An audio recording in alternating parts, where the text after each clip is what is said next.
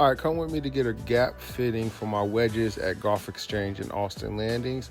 For the month of September, they are doing free fittings, y'all. Free fittings. So if you need your clubs looked at, go holla at them.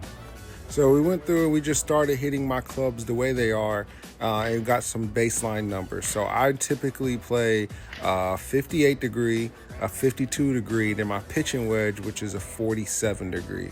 So I came here because my wedges are the weakest part of my game.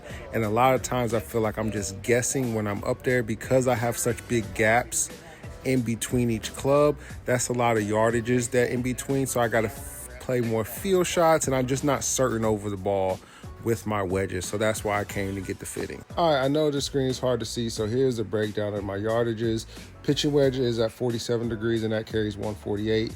My 52 degrees is actually 53 degrees, and that is 125. And then my 58 degrees actually at 59 degrees, which is 106. So as you can see, there's a big gap between the 148 and the 125, and then the 125 and the 106. So I want to close those gaps so I have clubs for those different yardages.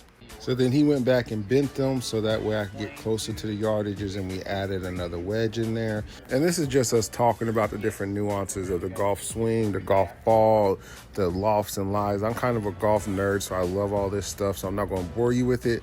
So I went to hit the clubs that he changed the loft and lie, so we was able to get those numbers. And you'll be amazed by how much of a difference that actually makes. Just changing the lofts and lie of the clubs to fit your swing at this moment and how the face is making contact with the ball.